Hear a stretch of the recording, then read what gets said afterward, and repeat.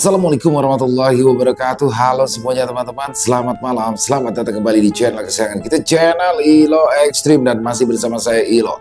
Dimanapun teman-teman berada, semoga teman-teman selalu dalam keadaan sehat walafiat, tanpa kekurangan satu apapun. Amin, amin ya robbal alamin. Dan pada kesempatan yang baik ini, kami akan membawakan satu kisah dari Bang Sidik. Nih kisahnya keren, pakai banget ya teman-teman ya. Tapi sebelum kita masuk ke dalam kisahnya, buat teman-teman mungkin yang belum subscribe, bisa diklik dulu tombol subscribe. Jangan lupa lonceng notifikasinya dinyalakan agar teman-teman selalu mendapatkan notifikasi dari konten-konten yang akan kami upload di setiap harinya. Dan kami juga ingin mengucapkan terima kasih ya kepada seluruh teman-teman yang sudah selalu setia hadir, yang sudah selalu mendukung kami, karena teman-temanlah kami selalu bersemangat berkarya di setiap harinya. Oke, gak pakai berlama-lama lagi, pasti udah gak sabaran kan untuk masuk ke dalam kisahnya. Kita langsung saja masuk ke dalam kisahnya. Bunuh horor on Kampung Hantu di selatan Jawa Barat. Perkenalkan, namaku Eko. Aku adalah seorang mahasiswa yang hobi di bidang fotografi. Pada tahun 2012, aku berencana untuk mengikuti kontes foto yang diselenggarakan di kampus. Dan aku ingin sekali mencari sebuah tempat yang menjadi objek fotoku pada waktu itu. Aku mencari-cari tempat yang cocok di sekitaran kampus, dan setelah mencari cukup lama, aku menemukan sebuah artikel tua di mana di sana ada sebuah kampung adat di selatan Jawa Barat yang selalu ditutupi kabut di setiap harinya. Kampung itu memang terpencil, tidak seperti kampung Baduy atau Ciptagelar yang bisa dilalui oleh kendaraan. Kampung itu hanya bisa kita tempuh melalui jalan kaki melewati hutan dan letaknya sangat jauh dari kampung-kampung lain pada umumnya. Aku sangat tertarik dengan tempat itu karena di dalam artikel tersebut rumah-rumah di sana masih panggung, berdinding bilik dan beratapkan rumbia. Aku berpikir, apabila lokasi itu dijadikan objek fotoku, aku bisa menarik perhatian banyak orang karena tempat itu jarang dipublikasikan. Setelah mencari-cari info dan bertanya tentang tempat itu, akhirnya aku memutuskan untuk langsung pergi ke sana. Aku memulai perjalanan dengan naik beberapa kali mobil elf, lalu dilanjut dengan ojek hingga ke salah satu jalanan setapak di sana. Setelah itu, aku pun turun dan mulai berjalan masuk menuju hutan. Patokan jalanan setapak ke kampung itu ditandai dengan adanya warung yang nampak tua di pinggir jalan. Warung itu sebagai tempat dari para warga kampung yang menunggu ojek datang atau tempat istirahat sebelum nantinya berjalan kaki ke dalam hutan. Karena aku yang sedikit lelah, aku memutuskan untuk beristirahat dulu sejenak sambil bertanya-tanya tentang kampung yang akan aku tuju di sana. Seorang kakek tua nampak duduk di depan warung. Dia menghisap rokok dengan santainya dan memandangku yang datang lalu mendekat kepadanya. "Pak," sapaku sambil tersenyum. "Beli kopi susu satu ya, Pak.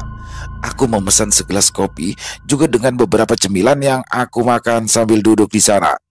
Kakek tua itu hanya mengangguk pelan. Lalu tak lama kemudian dia kembali dengan pesananku. "Akang mau kemana? Soalnya baru kali ini lihat Akang di sini," tanyanya dengan nada yang pelan. Aku menyeruput kopi yang ada di depanku. Lalu tak lama kemudian aku menjawab pertanyaannya. "Ya Pak, saya baru pertama kali ke sini dan saya pengen pergi ke Kampung Halimun yang ada di ujung jalan setapak ini." Kakek itu langsung terdiam. Dia semakin heran dengan ucapanku. "Mau ngapain kamu ke sana?" tanyanya dengan tatapan yang sedikit tajam. Aku tersenyum, lalu tak lama aku kembali menjawabnya. "Ya Pak, saya kebetulan seorang fotografer yang sedang ikutan lomba. Saya melihat bahwa ada kampung adat di balik hutan ini dari sebuah artikel dan saya penasaran Pak, ingin memotret kondisi kampung karena rumah-rumahnya yang masih rumah zaman dahulu." Kakek itu mengangguk pelan, lalu tak lama dia menghisap rokok dan kembali berkata, "Oh, kalau memang mau ke Halimun mah, ikutin saja jalan setapak ini. Nanti ada pertigaan, ambil Kampung Halimun yang kiri ya. Ingat, jangan ke kampung yang ke kanan," katanya sambil menunjuk ke arah jalan setapak yang ada di sebelah warung itu. Aku mengangguk seraya menghabiskan kopi yang aku minum, lalu tak lama aku berterima kasih sambil membayar apa yang aku pesan. Aku akhirnya berpamitan dan mulai memasuki hutan. Baru saja beberapa langkah aku masuk ke dalam hutan, kakek itu berteriak-teriak memberitahu sesuatu padaku. Dia seperti memanggilku dengan salah satu tangannya yang terangkat, namun aku tidak dapat mendengarnya dengan jelas. Yang aku ingat pada waktu itu, dia berbicara tentang kabut yang turun di hutan, dan setelah itu aku tidak tahu apa yang dia katakan selanjutnya. Aku pun akhirnya kembali berjalan ke dalam hutan. Dan ketika aku masuk semakin dalam, suasana pun langsung berubah drastis. Cahaya matahari yang tadinya masih menerobos dari sela-sela dedaunan kini perlahan meredup. Cahaya itu tertahan oleh pepohonan lebat dan rapat di atas sana. Lalu udara yang aku rasakan mulai terlalu dingin sehingga aku mengambil jaket tebal di tas dan memakainya pada saat itu. Sepertinya aku seorang diri berjalan di jalanan setapak ini. Suasana di jalanan setapak itu cukup sunyi, tidak ada manusia lain yang aku lihat selama berada di jalanan ini. Aku sebenarnya tidak terlalu takut tersesat karena penjelasan dari pemilik warung itu cukup jelas tentang jalan yang akan aku lalui. Patokanku adalah pertigaan jalan, ya itu saja. Setelah itu, aku terus mengikuti jalan hingga nanti sampai ke kampung yang akan aku tuju di ujung sana. Semakin lama aku berjalan, suasana hutan semakin bertambah lebat. Hutan itu terasa sunyi sehingga seringkali aku mendengar suara ranting yang patah ketika aku injak. Suara-suara burung hutan yang awalnya berkicauan di atas sana pun kini menghilang secara perlahan. Kini hanya ada suara langkahku sendiri dan suara angin dingin yang berembus di antara pepohonan. Aku terus berjalan dan mencari pertigaan sesuai informasi dari pemilik warung itu. Namun setelah hampir setengah jam aku berjalan, aku masih belum menemukan pertigaan yang dia ceritakan kepadaku. Di mana pertigaannya ya? Gumamku. Aku terus melangkah dan pertigaan itu masih tak kunjung terlihat. Jalanan setapak ini terasa lebih panjang dari seharusnya, dan semakin aku masuk, kabut di hutan secara perlahan turun dari atas sana. Kabut itu pada awalnya tipis sehingga aku tidak terlalu memperdulikannya, namun semakin lama kabut itu semakin tebal dan berubah menjadi kabut putih yang pekat dan menyelimuti seluruh jalur. Aku berhenti sejenak, mencoba menyesuaikan penglihatanku sekarang. Jarak pandang yang terbatas membuatku sedikit waspada, bahkan aku memperlambat langkahku karena aku takut pertigaan itu terlewati. Suasana hutan menjadi berubah, namun ada sebuah keindahan di balik itu semua. Dedaunan di sekitarku nampak basah, seperti baru saja diguyur hujan, tapi jalanan setapak nampak kering.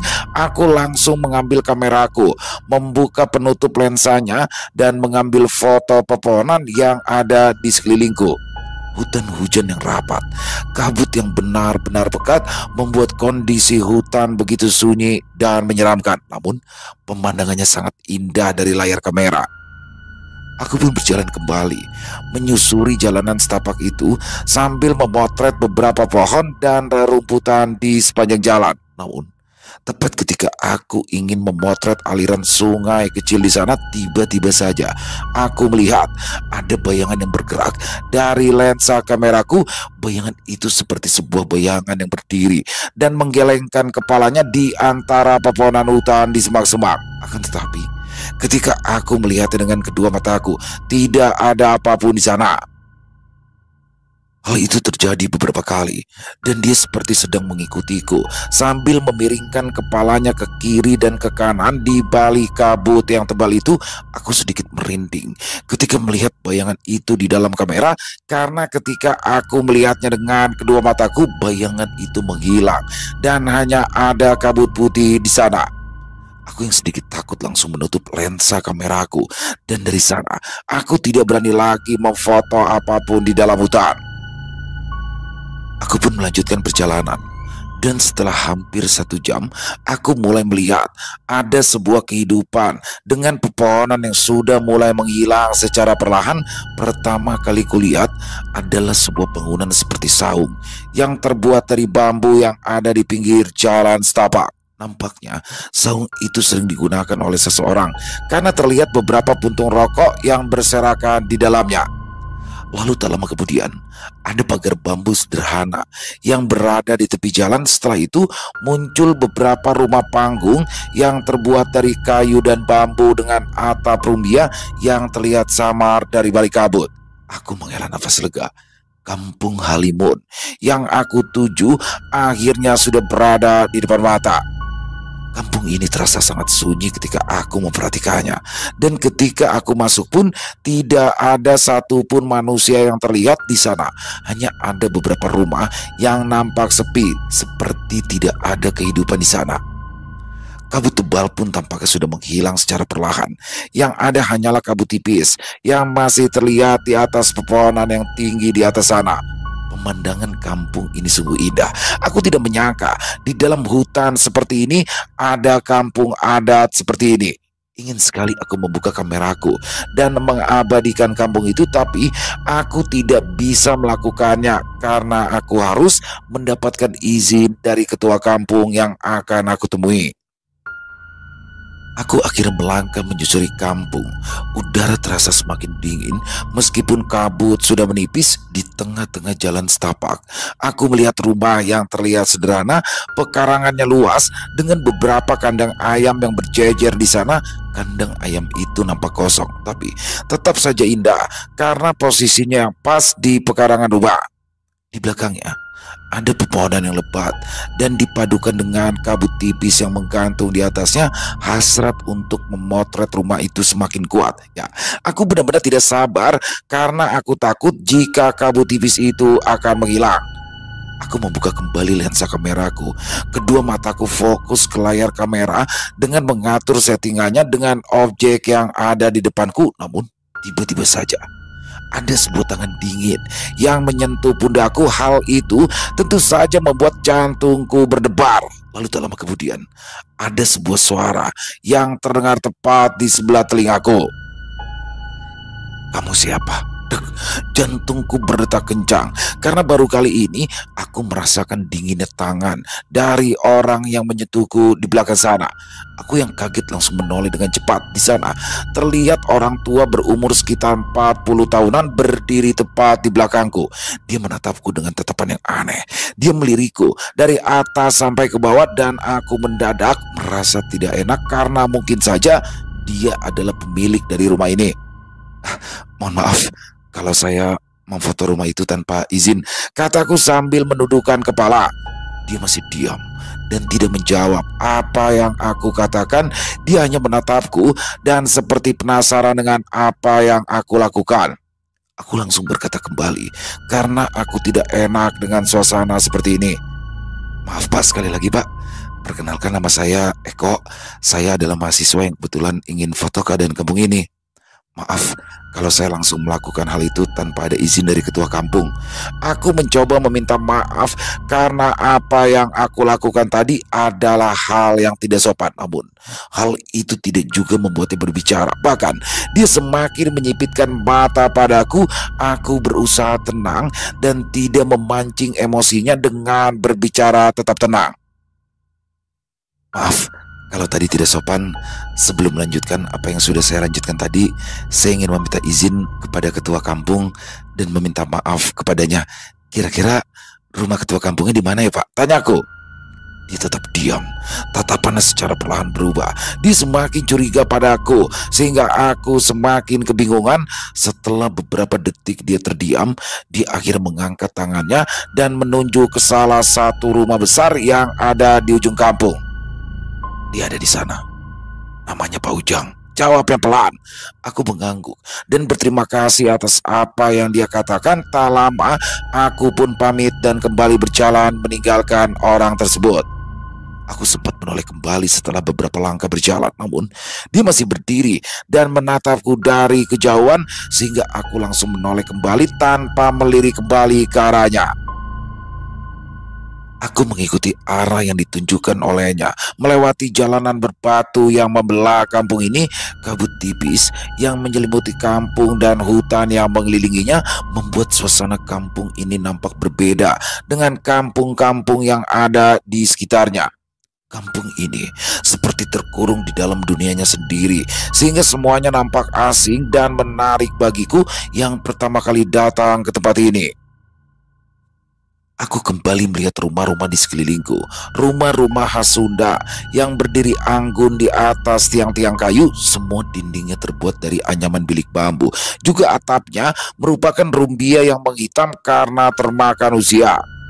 Di beberapa rumah terdapat tangga kecil dari kayu, dan di beberapa rumah yang lain menggunakan batu besar sebagai pijakan untuk masuk ke rumah mereka.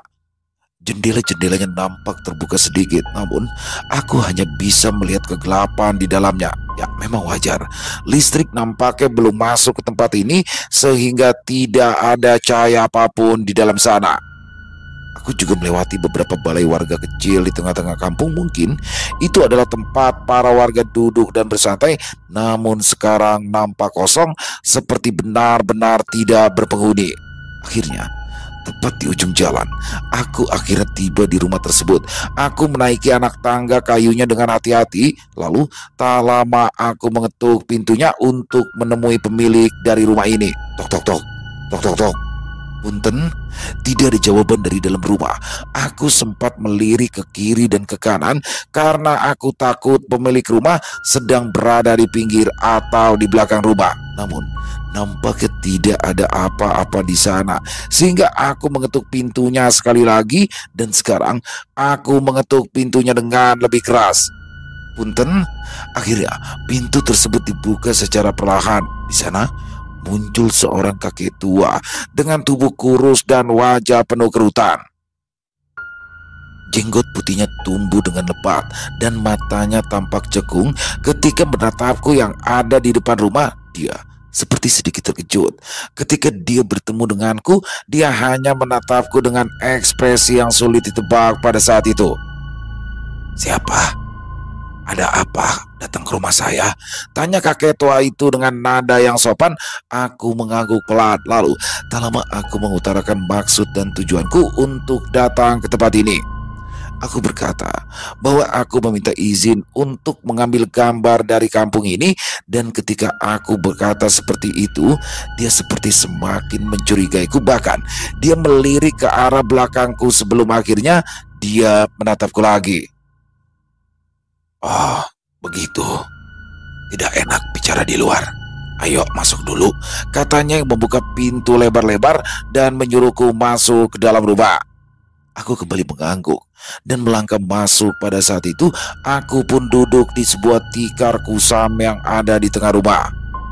Ruangan di dalam rumah ini nampak sederhana, dengan lantai kayu yang berderit halus di bawah langkahku. Juga cahaya dari lampu minyak yang menggantung di tengah rumah memberikan suasana rumah yang sedikit berbeda. Sosok kakek itu akhirnya duduk di depanku. Dia memperkenalkan dirinya sebagai Pak Ujang. Lalu tak lama ia kembali berkata padaku dengan tatapan yang sedikit aneh. "Kamu tahu kampung ini dari siapa?" tanyanya dengan nada yang pelan. Aku mengangguk sambil memegang kameraku. Lalu aku berkata bahwa aku tahu dari sebuah artikel tua yang menceritakan tentang kampung ini.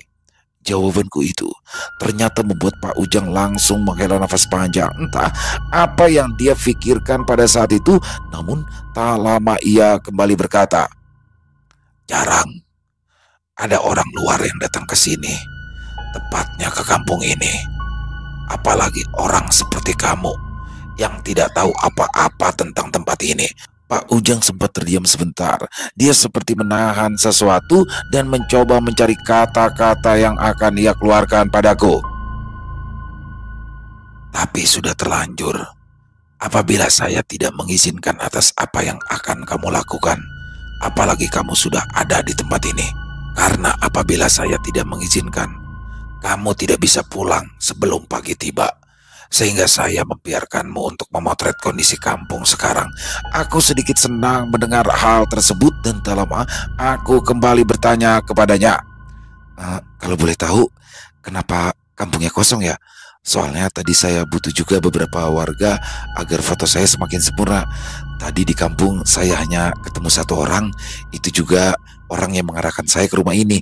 Perkataan itu nampaknya membuat dia kembali terkejut. Aku sempat melihat wajahnya yang nampak panik selama beberapa detik, tapi tak lama raut wajahnya kembali berubah. Memang, jawab Pak Ujang. Kampung ini memang sepi di siang hari. Jadi saya tidak bisa mengabulkan permintaanmu untuk memfoto warga sekitar. Mereka saat ini sedang berada di sawah dan juga ladang, sehingga kampung ini nampak kosong. Jadi kamu mungkin akan mengambil gambar di kampung tanpa ada warga sama sekali. Aku pun mengangguk. Ya, aku sadar aku tidak mungkin memaksa para warga untuk pulang dan dijadikan objek foto untuk aku abadikan. Aku juga tidak mungkin memaksa Pak Ujang yang merupakan ketua kampung ini, sehingga aku tidak bertanya lagi lebih lanjut akan hal itu dan kembali meminta izin untuk keluar dan berkeliling kampung pada saat itu. Pak Ujang mengangkat tangannya. Dia mempersilakanku untuk keluar, namun tepat ketika aku berdiri, dia kembali berkata, "Jangan sampai maghrib ya. Apabila sudah cukup, lebih baik kamu kembali ke sini dan menginap satu malam di rumah ini. Setelah itu kamu baru boleh pulang di pagi harinya." Aku yang akan berjalan ke arah pintu langsung berhenti dan berbalik arah. Maksudnya bagaimana ya Pak? Tanyaku dengan nada yang pelan. Dia kembali menghela nafas panjang. Bahkan kali ini tampak lebih berat dengan suaranya yang lebih rendah dari sebelumnya. Iya, karena kabut suka kembali turun selepas maghrib, dan itu bisa membuat orang tersesat meskipun ada di dalam kampung. Jadi kamu harus sudah berada di rumah ini lagi daripada nanti kamu hilang. Aku sedikit menelan ludah ketika mendengar penjelasan itu, seperti ada sesuatu yang ganjil dari nada suaranya. Itu seperti sebuah peringatan yang membuatku mengangguk sebelum akhirnya keluar rumah dan berjanji akan kembali sebelum maghrib tiba. Aku kembali menggantungkan kameraku di leher. Ketika aku keluar dari rumah Pak Ujang, tak lama kemudian aku mulai mencari lagi lokasi yang bagus untuk objek fotoku. Kabut rupanya kembali turun dan menutupi sebagian kampung yang sepi itu. Aku tidak melihat lagi seseorang yang mendatangiku. Entah kemana dia, namun aku seperti sendirian sekarang di kampung ini. Aku menghirup nafas dalam-dalam sambil mengangkat kameraku. Setelah itu, aku menyesuaikan fokus dan menekan tombol untuk memfoto sebuah pohon besar yang ada di sebelah rumah di dekatku. Kabut yang menyelimuti kampung ini memberikan efek dramatis yang luar biasa. Rumah-rumah panggung yang nampak samar di balik tirai putih itu menciptakan ilusi yang luar biasa. Aku kembali mengambil beberapa foto rumah-rumah yang berjajar di sana, lalu berlari ke sebuah jalanan setapak yang berbatu yang ujungnya menghilang karena tertutup kabut. Tak terasa, 1 jam berlalu, namun aku tidak melihat satu orang pun di kampung ini. Tidak ada anak-anak yang berlarian, tidak ada suara orang yang berbicara. Yang ada hanyalah angin yang berembus pelan di antara tebalnya kabut. Aku kembali melangkah perlahan, kali ini mulai menjauh dari kampung dan mencari sesuatu yang unik dan bisa aku abadikan di dalam kameraku. Beberapa tumpukan padi dan juga tempat menumbuk padi aku abadikan, dan itu adalah sesuatu yang indah ketika aku menatapnya di layar kamera. Aku lanjut kembali untuk melangkah, menyusuri pipa-pipa kayu yang terbuat dari bambu dengan air yang jernih. Aku berjalan sambil mencari warga yang mungkin saja bisa aku temukan sekarang, tapi ternyata aku tidak menemukannya satupun. Aku sempat duduk di salah satu batu dekat kolam ikan, mencoba untuk beristirahat sejenak sebelum aku berkeliling kembali. Aku merasa heran di tempat ini. Ya, kampung ini seperti benar-benar kosong. Tidak ada satupun warga. Dan ketika aku sedang berpikir seperti itu, tiba-tiba saja dari balik kabut aku melihat beberapa orang yang sedang berjalan. Terlihat sekelompok ibu-ibu yang sedang mengenakan kebaya panjang dengan kain batik nampak berjalan beriringan. Mereka membawa ember-ember kayu dan berjalan menyusuri aliran air yang kecil ini ke tepian kampung. Aku langsung tertarik dengan apa yang akan mereka lakukan karena ini bisa menjadi objek bagi fotoku selanjutnya. Aku kembali berjalan perlahan, mendekati mereka dengan maksud untuk meminta izin agar mereka bisa menjadi objek fotoku. Mereka tampaknya tidak sadar ketika aku mulai mendekati mereka sehingga aku harus menyusul mereka di jalan setapak yang licin dan juga berlumpur. Jujur, aku kesulitan untuk mengejar mereka. Jalanan ini membuatku beberapa kali hampir saja terjatuh dan mereka nampak tidak berhenti dan tidak menoleh sedikit pun meskipun aku sudah memanggil-manggilnya. Aku terus mengikuti mereka hingga pada akhirnya aku pun sampai di sebuah tempat yang dimana itu adalah sebuah danau kecil seperti sumber mata air. Namun ketika aku sampai di sana, mereka semua tiba-tiba menghilang dan aku tidak bisa menemukan mereka semua. Aku langsung mencari mereka, mengelilingi danau kecil itu, namun entah mengapa mereka benar-benar tidak ada. Aku kembali seorang diri dan di sekelilingku kini hanya ada pepohonan besar dan akar-akar yang mencuat ke tanah. Sepertinya aku harus kembali. Aku sudah terlalu jauh dari kampung, gumamku. Aku langsung berbalik arah, mencoba untuk kembali ke jalanan setapak tersebut, namun kok jalanan setapak tadi nggak ada sih? Aku tidak melihat jalanan setapak itu, bahkan aliran air yang ada di dekatnya pun tidak ada. Beberapa kali aku mengelilingi danau kecil itu dan aku tidak menemukan jalanan setapak menuju ke kampung. Aku bingung harus kemana sekarang. Dengan sedikit rasa putus asa, aku kembali berkeliling sekali lagi dan akhirnya aku bisa menemukan jalanan setapak itu. Suasana mendadak aneh ketika aku menemukan jalanan itu, karena tadi ketika berkeliling aku tidak menemukannya sama sekali. Aku melirik ke kiri dan ke kanan, wajahku mulai sedikit pucat dan tak lama kemudian aku berjalan dengan cepat dan mencoba untuk mengikuti jalur tersebut. Jalanan yang aku lalui nampak berbeda, tapi aku berpikir bahwa jalanan ini akan bisa membawaku kembali ke kampung tadi. Tapi ternyata aku baru menyadari bahwa kampung yang aku tuju tidak pernah terlihat dan aku semakin tersesat sekarang. Ya, aku kembali masuk ke dalam hutan dengan kabut tebal yang turun dan kesunyian yang membuatku merinding. Suara gemerisik daun yang bergesekan terdengar menyeramkan di saat-saat seperti ini. Dari kejauhan, suara gemuruh air mengalir terdengar di balik kabut. Entah sampai kapan aku bisa kembali. Hingga matahari turun dan pemandangan di sekitarku sudah mulai gelap, aku belum bisa kembali ke kampung tersebut. Aku merogoh tasku karena waktu sudah berganti malam. Lalu tak lama aku mengeluarkan cahaya portable untuk kameraku sebagai cahaya tambahan pada saat itu. Begitu lampu dinyalakan, bayangan pepohonan muncul di sekelilingku, menciptakan beberapa siluet aneh. Di tengah-tengah kabut yang tak kunjung menipis, aku menelan ludah. Udara semakin terasa dingin ketika aku melanjutkan langkah, dan dengan penerangan seadanya aku terus menyusuri jalanan itu dengan harapan bahwa aku bisa sampai ke dalam kampung tersebut.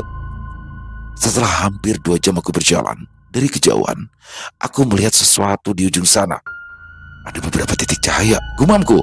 Di sana terlihat beberapa cahaya terang seperti obor yang tertutup oleh kabut. Aku terdiam sejenak, memastikan bahwa itu bukanlah sebuah halusinasi. Aku fokus menatap cahaya itu, dan cahaya itu nampak bergerak seperti ada seseorang yang sedang membawanya.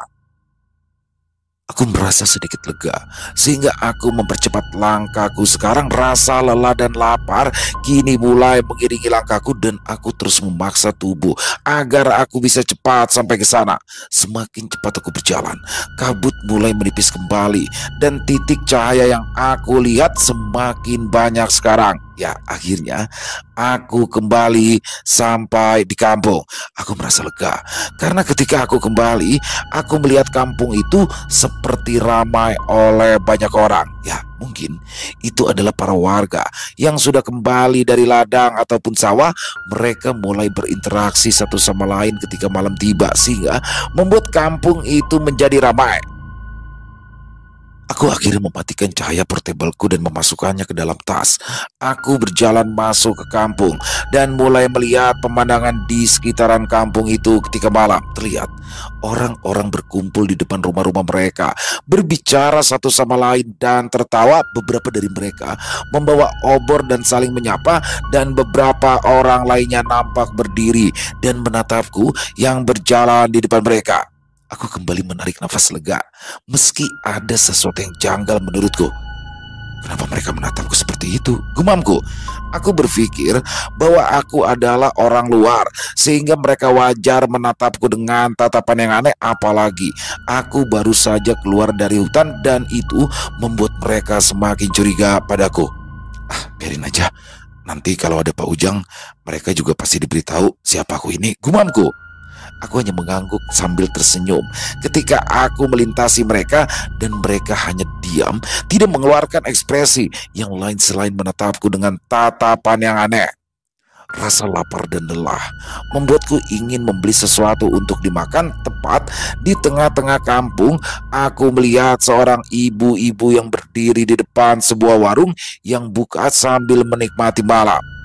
Aku pun akhirnya duduk dan mulai memesan kopi serta mie rebus untuk aku makan. Ibu itu tersenyum. Lalu tak lama kemudian aku duduk dan mulai membuka lensa kamera. Beberapa kegiatan warga aku abadikan di sana. Ada anak-anak yang bermain dan berlarian di jalanan kampung yang berbatu. Ada pula seorang wanita yang sedang membawa sesuatu di atas kepalanya. Lalu ada seorang anak muda yang berjalan sambil membawa ayam yang ada di salah satu tangannya. Aku mulai bersemangat karena jarang sekali ada momen seperti ini sekarang. Ibu pemilik warung itu nampak penasaran denganku. Dia mencoba bertanya tentang aku yang baru dia lihat. Aku pun bercerita atas tujuanku pergi ke kampung ini, dan tak lupa pula aku berkata bahwa malam ini aku akan menginap di rumah Pak Ujang. Namun ibu itu nampak kebingungan. Bahkan dia bertanya kembali kepadaku. Pak Ujang? Tanyanya. Ya Bu, Pak Ujang yang rumahnya ada di ujung sana, jawabku. Dia semakin kebingungan. Bahkan aku pun ikut bingung karena tidak mungkin warga desa di sini tidak tahu dengan Pak Ujang. Aku pun mengambil kameraku kembali dan membuka layar di belakangnya untuk memperlihatkan foto Pak Ujang yang sempat aku foto tadi. Namun tepat ketika aku mengecek file fotonya, tiba-tiba saja, astaga, aku terdiam dan tidak bisa bergerak. Aku kaget karena file foto itu nampak berbeda dengan apa yang aku lihat dengan kedua mataku. Beberapa kali aku mengecek file-file fotoku dan melirik kepada warga yang tadi aku foto pada saat itu. Rasa tidak percaya muncul seketika. Namun apa yang aku lihat sekarang adalah sebuah kenyataan yang harus aku terima. Anak-anak yang berlari-larian di jalanan kampung wujudnya berubah. Mereka menjadi sosok putih dengan telinga yang runcing, lalu wajahnya tua, kepalanya botak. Selain itu nampak tangannya yang kurus dengan perut yang buncit. Beberapa dari mereka nampak menghitam. Bahkan ada beberapa yang sedang memakan permen. Kini mulutnya berdarah dan permen yang dia pegang terlihat seperti daging busuk yang sedang dia jilati. Lalu seorang wanita yang aku foto pun kini berubah. Wujudnya nampak seperti perempuan berambut panjang yang wajahnya tanpa kulit dan hanya terlihat daging yang sudah membusuk, dengan sebuah kepala manusia yang dia pegang di atas kepalanya. Selain itu terlihat pula seorang anak muda yang sedang menenteng ayam. Rupanya itu berwujud manusia setengah tengkorak dengan kain kafan lusuh dan kerangka ayam yang ia bawa. Aku benar-benar terdiam sambil melirik pada mereka semua. Wujud yang aku lihat dari kedua mataku nampak berbeda, dan sepertinya aku kini berada di tempat yang salah. Aku pun melirik ke arah pemilik warung, mencoba untuk pergi dan membatalkan pesananku pada waktu itu. Namun secara tiba-tiba pemilik warung itu langsung menatapku tajam. Dia seperti marah karena aku yang membatalkan pesananku. Kenapa dibatalkan? Kamu sudah tahu ya? Jantungku tiba-tiba berdetak kencang, dan tak lama kedua mata itu langsung berubah menjadi merah dengan urat-urat yang muncul dari kulitnya. Semua orang yang ada di sana seketika langsung menatapku dengan tajam, dan beberapa dari mereka mulai tertawa. Tawanya melengking ketika aku sadar bahwa mereka semua bukanlah manusia. Pemilik warung yang tadi terlihat seperti manusia kini mulai berubah secara perlahan. Kulitnya mengelupas, menyisakan tubuh dengan daging tanpa kulit. Rambutnya yang tadinya hitam menjadi putih. Di wajahnya muncul beberapa kerutan dan benjolan bernada. Para warga yang ada di sekitaran kampung pun mulai berubah secara perlahan. Mereka berubah menjadi bentuk yang menyeramkan dengan gigi taring yang keluar dan rambut yang memanjang. Bahkan ada yang badannya bungkuk dengan kulitnya yang terkelupas menjadi warna hijau yang pucat. Suasana menjadi berubah total. Aura mencekam dari para warga kini terasa oleh tubuhku. Suara tawa yang terdengar membuat kampung ini menjadi sangat menyeramkan. Dan makanan yang dipajang di warung itu kini mulai membusuk dan mengeluarkan bau yang tidak sedap. Aku benar-benar panik. Bulu kuduku berdiri, keringat dingin bercucuran, dan aku membeku tak bisa bergerak. Tepat di hadapanku, pemilik warung itu menggoyang-goyangkan kepalanya ke kiri dan ke kanan. Dia tersenyum dengan rambut putihnya yang menutupi sebagian wajahnya. "Mau kemana?" katanya tadi nyari rumah Pak Ujang. Dia tertawa sambil menggoyang-goyangkan kepalanya. Aku semakin takut dan memaksa tubuhku ini untuk bergerak. Dengan ketakutanku yang sudah memuncak, aku langsung berdiri dan pergi meninggalkan warung tersebut. Aku berpikir bahwa ini bukanlah kampung yang aku temui tadi siang, sehingga aku terus saja berlari mencoba keluar dari kampung tersebut. Kemana jalan tadi? Kataku dengan nada yang panik. Jalan yang seharusnya aku lihat kini menghilang. Aku seolah-olah seperti dibuat agar tidak bisa keluar dari kampung ini. Aku kembali berlari, mencoba mencari jalan keluar dari kampung yang dipenuhi oleh makhluk-makhluk yang menyeramkan. Mereka nampak senang ketika melihatku berlari. Bahkan beberapa dari mereka nampak tertawa dan mengejek bahwa aku tidak akan bisa keluar dari kampung ini. Jujur, aku mulai putus asa. Aku tidak tahu harus pergi kemana. Namun tepat ketika aku melewati salah satu rumah yang ada di sana, tiba-tiba saja tubuhku ditarik ke salah satu dinding rumah. Dan aneh, tubuhku menembus dinding tersebut dan aku pun terjatuh di tanah. Aku terbangun dengan nafas tergagah. Kepalaku terasa berat dan tubuhku terasa lemas. Aku menoleh ke sekeliling dan mataku menyesuaikan dengan cahaya redup yang ada di tempat ini. Di sana aku melihat Pak Ujang berdiri diam, dan tangannya seperti baru saja mematikan api obor dan meletakkannya di sudut ruangan. Dia menatapku dengan tatapan tajam, dan aku langsung terbangun ketakutan karena aku takut Pak Ujang sama dengan mereka yang aku temui di kampus sana. Tenang, saya manusia, tidak seperti mereka semua," katanya pelan. Aku langsung terdiam sambil menatap Pak Ujang. Dari ujung kepala hingga ujung kaki, aku memastikan bahwa dia adalah manusia seperti yang dikatakan olehnya.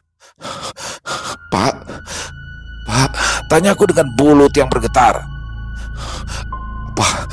Apa yang sebenarnya terjadi di kampung ini, Pak?" Pak Ujang hanya terdiam. Tatapannya nampak kosong, seperti memikirkan sesuatu yang berat. "Harusnya saya yang bertanya. Kenapa kamu bisa sampai di kampung ini tanpa mengetahui apa yang terjadi di sini?" tanya Pak Ujang. Aku semakin terdiam karena aku tidak tahu apa yang sebenarnya terjadi. Aku hanya mengikuti info tentang kampung ini dari artikel yang aku baca, dan di sana aku tidak mengetahui bahwa ternyata kampung ini sangat menyeramkan. Pak Ujang menghela nafas panjang. Dia mengambil rokok dari saku dan menyalakannya sambil berkata, "Istirahat saja dulu sekarang, sementara kamu sudah aman," katanya sambil menghisap rokoknya. "Apa yang kamu tanyakan dan apa yang terjadi di kampung ini akan saya ceritakan besok." Keesokan paginya, Pak Ujang mengajakku untuk berkeliling. Matahari yang muncul dengan kabut tipis yang menghilang di pagi itu membuatku bisa melihat kondisi kampung di sana.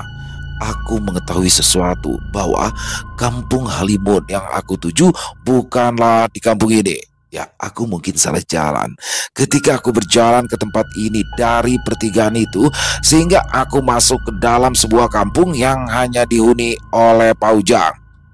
Dia bercerita bahwa dulu di kampung Halimun mendapatkan teror dari seseorang yang melakukan pesugihan di kampung tersebut. Teror itu sangat mengerikan karena ketika malam tiba, kampung itu akan diambil alih oleh para makhluk mengerikan. Dan untuk mencegah hal itu, salah satu ketua kampung menyuruh Pak Ujang untuk melakukan sesuatu. Berbagai cara dia lakukan, namun mereka selalu saja kembali ke kampung tersebut.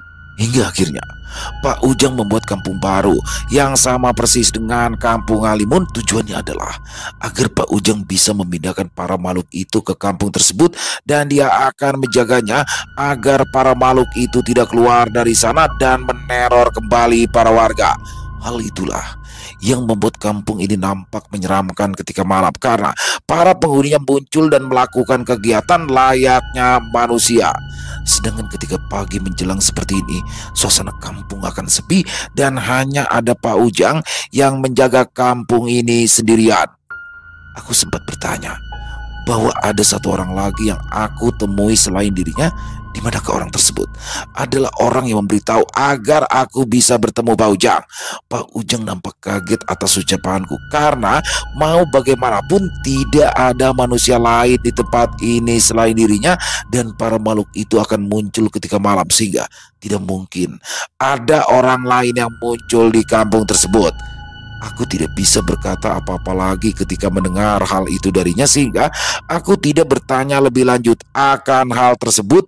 Pak Ujang kembali bertanya, apakah aku akan ke kampung Halimun pagi ini? Dan apabila aku pergi ke sana, Pak Ujang akan mengantarkannya agar aku tidak tersesat lagi. Namun aku menggelengkan kepala. Rasanya foto-foto kemarin yang aku simpan di dalam kameraku sudah cukup, dan aku memutuskan untuk kembali saja pulang ke rumah. Aku pun pada akhirnya pamit. Aku juga mengucapkan terima kasih atas bantuan Pak Ujang selama aku berada di kampung ini. Di sepanjang perjalanan, aku pun kembali teringat dengan foto-foto kemarin. Ya, aku ingin melihat lagi suasana malam di kampung itu dan para makhluk yang sudah aku abadikan di dalam kamera. Ketika aku membukanya, entah kenapa foto-foto itu semua menghilang. Suasana kampung yang meriah itu kini menjadi sebuah asap putih tebal seperti kabut yang menutupi seluruh layar. Bahkan di beberapa foto hanya ada warna hitam pekat dan tidak ada gambar apapun di sana. Sepertinya kampung itu tidak ingin diabadikan, dan aku tidak mendapatkan apa-apa selain dari pengalaman buruk karena bertemu dengan para makhluk yang menyeramkan. Selesai. Wah, luar biasa kisah dari Bang Sidik. Bagaimana di situ Eko ya datang ke sebuah kampung gaib ya. Kampung sebenarnya bukan kampung gaib sih, mungkin ada kampung yang benar. Dia membaca dari artikel, tapi dia salah di situ tuh karena dia tidak mendengarkan dengan seksama obrolan di warung kopi itu ya. Sehingga dia untung ketemu Pak Ujang tuh. Serem banget kampungnya ya. Kampung hantu, bener-bener kampung hantu. Jadi itu ternyata adalah transmigran tuh kampung hantunya di kampung yang mirip dan hanya aktif di malam hari. Kalau nggak ada Pak Ujang nggak ngerti, dan mungkin Eko bisa jadi penghuni gaib di sana tuh, gabung tuh. Aduh, jadi memang berisiko sekali ya. Jadi buat teman-teman mungkin yang suka berpetualang, usahain jangan sendirian lah ya, paling nggak berdua ada teman, karena kalau sendiri itu rawan pakai banget teman-teman, seperti yang dialami Eko. Alhamdulillahnya bagaimana Eko di sini berhasil diselamatkan oleh sosok Pak Ujang. Overall kisahnya keren pakai banget. Buat Bang Sidik, saya suka nih model-model kisah seperti ini ya Bang Sidik ya.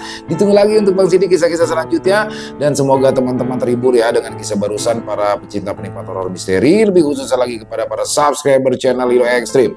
Buat yang punya pendapat lain bisa menuliskan di dalam kolom komentar ataupun hanya sekedar saling menyapa, silakan. Insya Allah kami akan menjawabnya satu persatu.